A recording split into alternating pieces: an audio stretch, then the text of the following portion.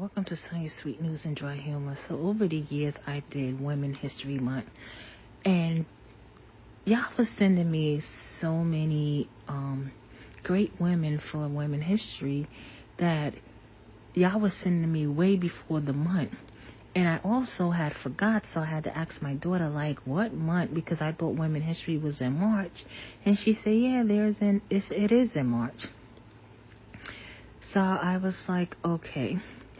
So because it's Women History Month, I'm going to cover throughout March as much of these great trailblazer women over time and in history. So we're going to get started with our first woman, and she is Celia Cruz, the woman who started salsa.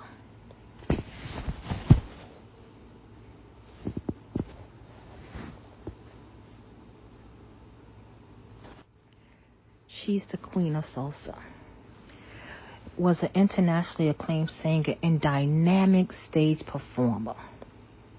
And you will know that because they have a video on social media that they have her dancing with Patti LaBelle, which we will also be talking about her. So Cecilia performed from 1940s to the start of the 21st century. She was instrumental to the creation and popularization of salsa, of a new genre of pan-Hispanic music that emerged in the 1960s. Her long, versatile career broadened the reach of Caribbean and Latin American music, celebrating its overall... Give me 1 second. My thing is freezing.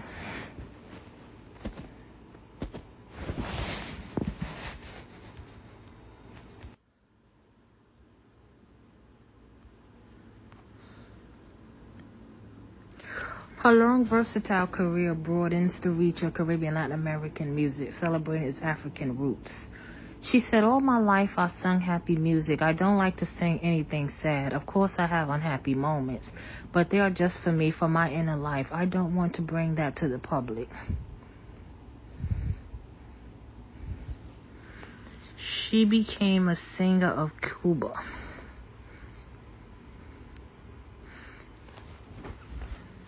She was born in Cuba, Havana.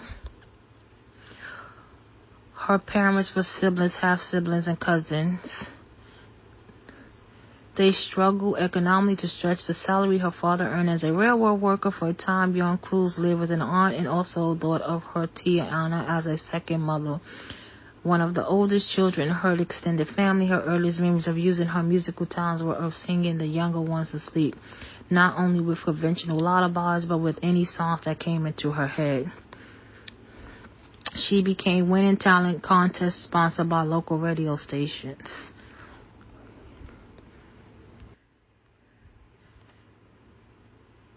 In the 1930s and 40s, radio was the most important form of popular entertainment in Cuba, as it was throughout the world, programming including radio novelas, soap operas, sports, and live music, including amateur competition. Cruz could not always afford the fare to ride public transportation to the radio station, but she regularly bought home prizes such as cakes, chocolate, soap, once a silver necklace, Fernandez 2006. Cruz dreamed of singing her profession, but her father was initially against the idea.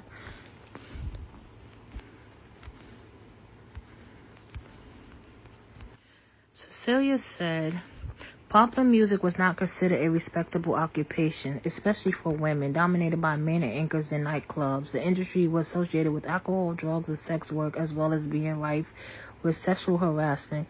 Cruz studied to become a teacher instead, and nevertheless, she continued to sing, both on the radio and with bands at neighborhood dances. Eventually, her talent overcame her father's opposition, and Cruz enrolled at a national music conservatory. As her singing career began in earnest, Cruz performed with various groups on different radio stations. CMQ featured her regularly on his show, Rising Star, on Sunday afternoon. Cruz's gift for versatility led her to perform many different genres through traditional Cuban music. Her specialty was rumba with its origin in the African diasporas and with its fast tempo and saucy lyrics. At the same time, as a dark-complexioned Afro-Cuban woman, Cruz faced multiple overlapping forms of discrimination. To build a successful career as a performer, Cruz had to overcome radicalized beauty idols that disparaged her skin color and features, racism, sexism, and colorism in the music industry and the culture at large, challenging Cruz throughout her life. In the 1950s, Cruz became the new leading singer of radio and immensely popular band. It was her big break and theirs as well in that the group reached its highest rating with Cruz as their vocalist. Cuban music was becoming increasingly popular throughout the world. This was largely enabled by the continued growth of radio on the island. Cuba has 145 radio stations by 1958. Places to dance and listen to live music abound in La Habana as well. Tourists flock to the city's famous nightclubs and cabarets. Despite her early success, the Cold War and the Cuban Revolution disrupt Celia Cruz's life and career, although she also thought of Cuba as her homeland. The change in region made her country feel increasingly unlivable for Cruz.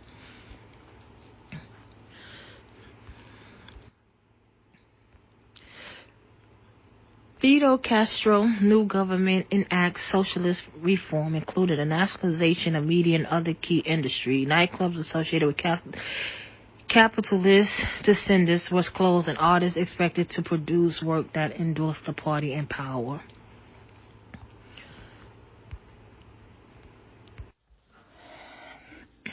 I'm sorry, everyone, but I don't know.